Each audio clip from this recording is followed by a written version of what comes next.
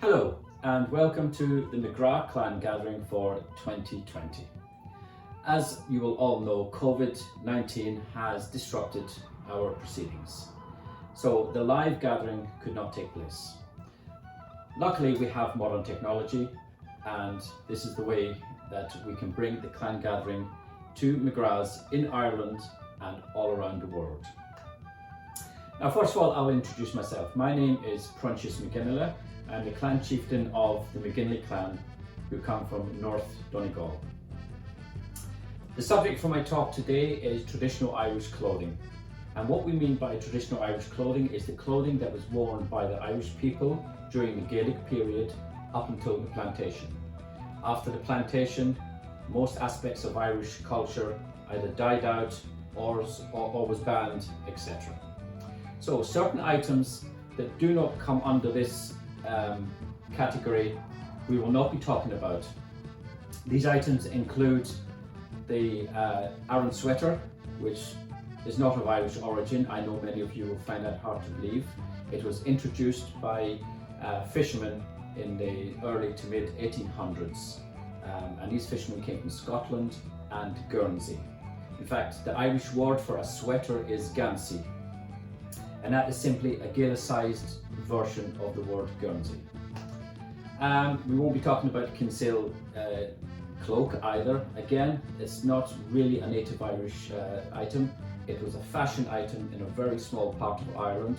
It was never worn nationwide, and it descends from the cardinal cloak. Another item we won't talk about today is kilts. Kilts, definitely not Irish. There is no historical sources that back up the claim that the Irish ever wore kilts. Unfortunately, I don't have all day to talk to you today, but that is a subject in itself that we could spend all day talking about. One thing a lot of people think is also Irish is tartan.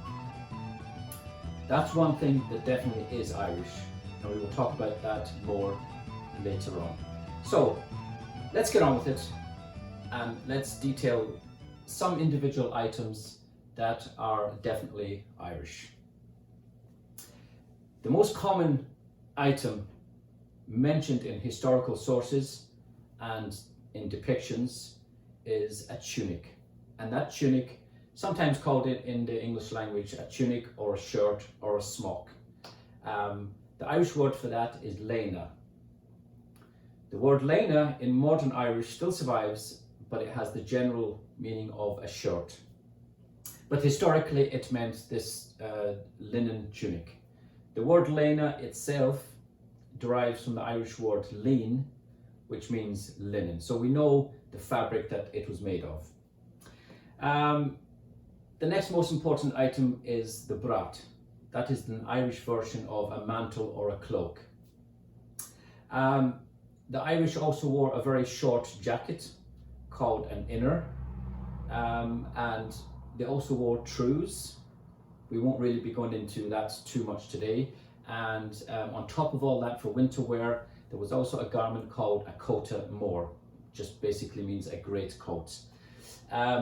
Shoes, of course, the Irish word for a shoe is a brogue, broga plural. And the traditional Irish brogue is unlike the modern brogue that you may be acquainted with. They also wore a type of stocking as well. This was called a martini, not the drink, and it was made of wool in all cases, as far as we know. There's quite a few examples in the National Museum, and they're always made of wool, and they're also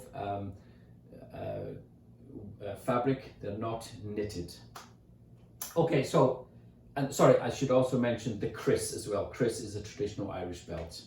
So the ones we are concentrating on today are the main items, which is the leina, the Brat, the inner, that's the short jacket, and the kris, which is the belt.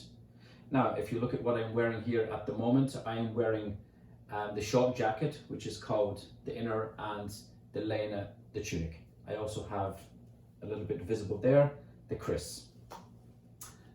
Okay, so the leina, it's that item of clothing that confuses a lot of people. It's hard for a lot of people to imagine Gaelic warriors, Gaelic people dressing in yellow tunics, but the historical sources are all adamant on this. The historical sources don't necessarily say yellow, but they use the word saffron as a translation, meaning yellow, and sometimes the word yellowish is used as well. How common was a yellow tunic? More common than a pair of blue jeans. I'm sure every one of you have got a pair of blue jeans in your closet, maybe wearing them at the moment. In the medieval period in Ireland, people wore a yellow tunic every day, more common than you would wear your jeans. Now, we have some images here which we want to show just to give you an idea of the colorations used by the Irish, as well as the lena, which was dyed always or nearly always a yellow or yellowish color. They also wore other colors on their items of clothing, and they could be very, very colorful indeed. Now, the first image we have here is by Albrecht Dürer. It was painted in 1521, and it shows 3 Irishmen here. The one on the right hand side, he's wearing an example of the Brat, the Irish mantle. Underneath that you can see his lena of a yellowish colour. So if you look at this warrior here, he's wearing, he's also holding a massive sword, so we know he's a warrior. If you look at the colorations he's wearing here, he's wearing yellow on his tunic, and he's wearing yellow on the fringe on his brat, and his brat itself is of a pinkish colour. So yellow and pink. It's very, very typical for an Irishman of the medieval period. Getting back to the lena just for a slight moment. Sometimes the lena would have been of an undyed natural colour. That's more common with women. So you would have women wearing a white lena. They wore a yellow colour as well as. Now, the next image that we have here comes from very famous artist Lucas Tahir in 1575. We have an image of a man and a woman. The man, again, if you look closely, you can see that he has his lena, yellowish colour again. He has the short inner jacket of a pink colour, and he also has a brat of a dark blue colour. So again, you've got yellow, you've got pink, and you've got blue. The idea of choosing one colour and then mixing it with different shades of the one colour wasn't necessarily the Irish way. They didn't care what colours. Colours didn't necessarily have to match. The woman in the image, she's wearing a guna, which is a traditional Irish dress. If you look at the sleeves of the dress, you will see that they are cut open. And the reason for this, a bit like on the male inner, which is cut open, and this was specifically for the long, very unusual sleeves of the lena to hang free. And this was standard for at least 200, maybe 300 years in Irish culture. I should also mention that during this period, the Scots Gaels in the Highlands of Scotland dressed the same way as the Irish. So when you see films like Braveheart and they're running around with tartan kilts, that is not historically accurate in the slightest. That's hundreds of years out of date. Okay, so now on to our next image. This one was painted sometime between 1540 and 1547. The actual artist, we do not know who it is, but we do know that it was drawn from live Irishmen, because on the image itself it says drawn after the quick. That means drawn with live people in front of you. So we know that this has to be historically accurate. So what we have here is a group of 6 Irishmen, or 6 Irish warriors, and they are all dressed in traditional Irish clothes. You can see the lena, you can see the brat, and you can see the short inner jacket. Nothing unusual here, exactly what we would expect to see from a group of Irishmen from the late Gaelic period. Another interesting image we have here. This was done about 1547, maybe slightly earlier than that, and the artist was Lucas Tahir, or we believe it to be Lucas Tahir. What we see here is a perfect example of a family of Irish people. You have two males, you have a woman, and you have a child. The two males, again, dressed in traditional Irish clothes as we would expect. You can see the lena, you can see the yellow colour, you can also see that he wears a typical inner as well. In this case, on this situation, it's in red with blue fringing as decoration. The sleeves, again, very obvious, you can see that they are opened just to let the hanging sleeve of the lena hang through. The woman, we can't see much about what she's wearing because most of her body is covered in a very large brat of pinkish colour. What's very interesting is the small figure in the centre of the image. It's a child, a boy, and what was typical of Gaelic culture was the children dressed in miniature versions of the adults. So you can see that he's wearing the lena, again, with, in this case, very long sleeves, and an inner of a blue colour. And interestingly, again, he's playing a set of bagpipes. If you look carefully at the sleeves in this instance, you can see that they're almost reaching to the ground. The sleeves, more often than not, went to about knee level, but they could go almost to the ground as well. The next image is, again, it's a perfect image of two Irishmen, one in the background covered almost completely with a green coloured mantle. The man in the foreground, he's got a blue mantle and he's got an inner of a red colour with a bit of fringing and a bit of white piping on it as well. And of course, it gives you a perfect example to see the shape and the hang and the sleeves of the lena. And in all these cases, the items are in yellow, the lena are in yellow colours. Okay, our next image comes from 1622, and it comes from a map of Ireland by John Speed, where he shows a selection of Irish people, different stratas of Irish society. On this image, the top four represent the upper classes from the cities of Ireland, what we would term Anglo-Irish. They're not the native Irish as such, but what we see here is that Irish fashions were worn by the non-Irish in our cities. We can clearly see that all four images at the top are wearing the traditional brat. And again, we can see a wide range of colours worn there.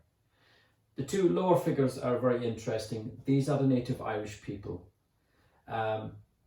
We have an image of a woman wearing a brown brat, almost completely covered. You can't see much else. The other one is an Irishman.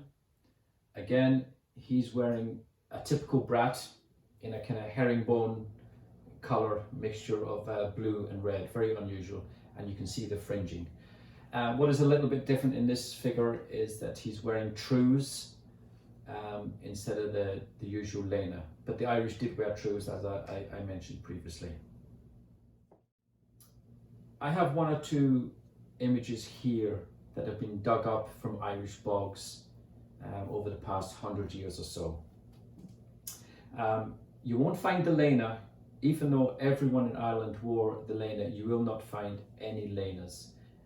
The reason for that is they're made of linen, and linen does not survive in the soil as well as other fabrics. But we know that the lena definitely was worn simply by analysing the existing articles that have come out of the ground. Now, you can see a dress in this image here, the Irish Guna. This was found in County Tipperary in a townland called Shinrone, and it has since developed the name Shinrone gown. It's dated to the late 1500s. This is very typically Irish. If you look very closely, only one sleeve has survived, but the sleeve is intact, and you can see that the sleeve is cut open on the inside. And of course, the reason for that is for the sleeves of the lena to hang down. Beside that, we have a picture of a collection of clothing that came from Killary in County Sligo. I mentioned trews earlier. I also mentioned tartan. The Irish did wear tartan. It was very common at one point, but the tartan was only ever worn on trews or the mantle, and maybe occasionally on the inner. It was never worn on the lena itself. So what do we have in this image here? Remember, these items of clothing have all come out of the bogs, so they've lost their original colours, or at least the original colours have been masked by the staining from the bog. So most of these clothes are of a dull brown colour. So this suit of clothing, you can see the mantle over the shoulders of the image here. You can see the trews. The trews have been colour tested, and they came up as an orange and a dark brown colour. The interesting point that I want to show you here is the main garment in the middle there. That's a coat of maor, or great coat. Now, this was worn in winter time over the lena. If you look carefully at the arm that is visible there, you will see a line of buttons running the whole length of the arm. And again, like the inner, this sleeve was designed to be opened up so that the sleeve of the lena could hang down. Our next image here shows the Brat. On the left hand side, we have a traditional Brat that has been recovered from Lee in County Tipperary. It has been dated to the late 1500s. And on the right hand side is a modern reproduction. Now, the Brat was made in a semicircular shape, or that's not 100% accurate. It was what's called a sub-semicircular, so it's almost semicircular. And the fabric was made in 3 strips. If you look very closely at the Brat, you will see that there's 2 lines going right across the length of it. The reason for that is the medieval looms in Ireland were only about this wide. So to make a Brat, you had to have 3 lengths of material about this width, and then you shape it accordingly. After you have that done, you then attach the fringing, and the fringing could be up to 30 yards of fringing. It's extensive but very, very beautiful work. Okay, so now I just want to show you 1 or 2 examples of traditional Irish clothes that we make today.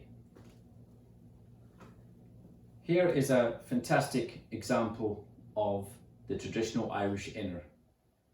You look at the colour and you think, wow, did the Irish ever wear this? Well, they did. This dye was supposed to be a darker green, but unfortunately there wasn't enough dye. So what happens if you don't have enough dye? It dyes a lighter, more kind of pastel colour. There would have been plenty of examples of people in the medieval period who wanted to dye a piece of fabric, but perhaps never had enough dye. And they took a chance, and the end result is a lighter shade like this. And here's another one. This is made in Donegal tweed. It's less dramatic, shall we say, than this one, but nonetheless very beautiful. Of course, you can see the one that I'm wearing myself. And again, we talked about tartan earlier, and we have a tartan version as well. So Irish traditional clothing was indeed very, very colourful, and it extended to all items of traditional clothing. Now I just want to show you one or two brats. Here's a fine brat that we have here, semicircular in shape, dark blue with the red fringe. Sometimes the fringing could be multicolored, and we have another one here with different colors. And of course, not forgetting the old tartan and check. There we have a fine example of a simple tartan or check. Now, just before we finish up, I just want to show you the lena without anything else on, at full length, and how you bring it to the desired length. So I'll take off the inner.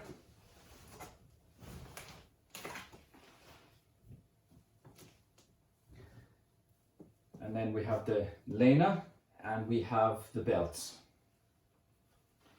Traditional Irish belt is called a kris, and they're still actually made today. They still have survived today. It's the only item of Irish traditional clothes that hasn't changed and has still survived all that period. So now you look at me. The lena reaches down to the ankles. And now I'll show you how to put it on. So you put it round the waist. You let a little bit hang down, and you prepare to wrap it around. Now you hold it like this, and then you breathe in and then wrap around.